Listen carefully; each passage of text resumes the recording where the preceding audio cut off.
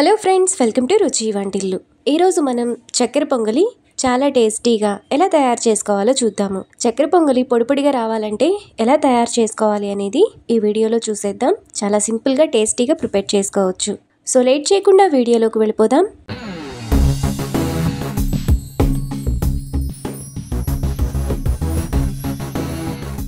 ముందుగా చక్కెర పొంగల్ చేసుకోవడానికి 1/4 కప్పు బియ్యం, అదే కప్పుతో 1/4 కప్పు పెసరపప్పు, వీటన్నింటినీ ఒకే కప్పుతో తీసుకుంటే టేస్ట్ అనేది బాగా వస్తుంది. ఇప్పుడు 1 కప్పు బెల్లం, 1/2 కప్పు పంచదార, 1 టేబుల్ స్పూన్ జీడిపప్పు, 1 టేబుల్ స్పూన్ ఎండు కొబ్బరి ముక్కలు, 1 టేబుల్ స్పూన్ కిస్మిస్, 3 టేబుల్ స్పూన్లు నెయ్యి, చిటికెడు పచ్చకర్పూరం తీసుకోవాలి. చక్కెర పొంగల్లో పచ్చకర్పూరం వేసుకుంటే టేస్ట్ చాలా బాగుంటుంది. తర్వాత 1/2 టీ స్పూన్ యాలకుల పొడి వేసుకోవాలి.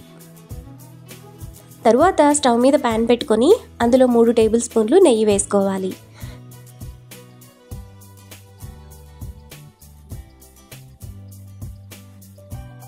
నెయ్యి వేసుకున్నాక డ్రై ఫ్రూట్స్ వేసుకొని ఫ్రై చేసుకోవాలి.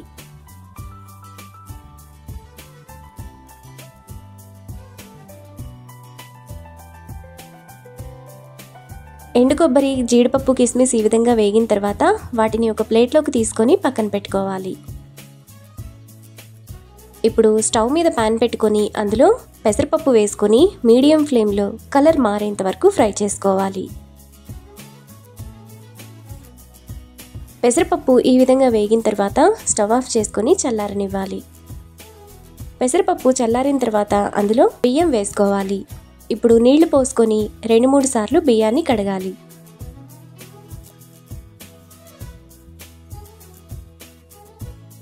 పెసరపప్పు బియ్యాన్ని ఇలా కడిగిన తర్వాత మనం బియ్యం తీసుకునే కప్పుతోనే 2 కప్పులు నీళ్లు పోసుకోవాలి.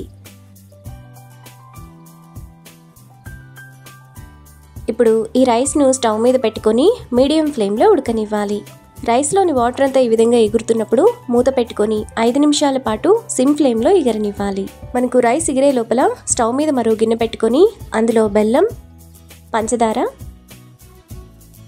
1/4 కప్పు నీళ్లు పోసుకొని బెల్లం, పంచదార కరిగేంత వరకు కలుపుకోవాలి.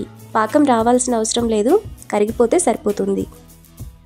బెల్లం, పంచదార ఈ విధంగా కరిగిన తర్వాత పక్కన పెట్టుకోవాలి. ఇక్కడ రైస్ కూడా మనకు ఈ విధంగా ఎగిరిపోతుంది. రైస్, పెసరపప్పు ఈ విధంగా పొడి పొడిగా ఉడకాలి. ఇలా ఉడికితేనే టేస్ట్ బాగుంటుంది. చక్కెర పొంగలి పొడి పొడిగా వస్తుంది.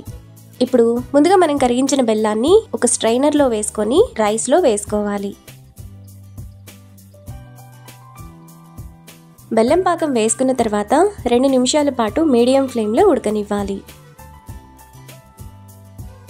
2 నిమిషాల తర్వాత బెల్లం పాకం అంతా రైస్కు పట్టి ఈ విధంగా ఉంటుంది. ఇప్పుడు మనం డ్రై ఫ్రూట్స్ ఫ్రై చేసుకున్న నెయ్యిని వేసుకొని కలుపుకోవాలి.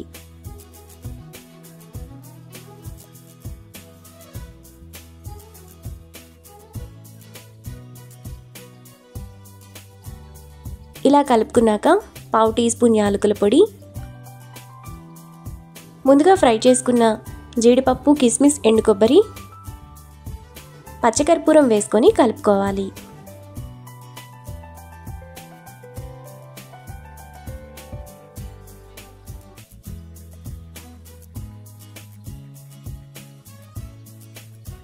మనకు చాలా టేస్టీగా చక్కెర పొంగల్ రెడీ అయిపోయింది. ఈ చక్కెర పొంగలి చల్లారితే ఇంకా పొడి పొడిగా చాలా బాగా వస్తుంది. అంతే, ఇప్పుడు సర్వ్ చేసుకుంటే ఎంతో టేస్టీగా ఉండే చక్కెర పొంగలి రెడీ. ఈ రెసిపీని మీరు కూడా ట్రై చేసి మీకు టేస్ట్ ఎలా కుదిరిందో నాకు కామెంట్స్లో షేర్ చేయండి.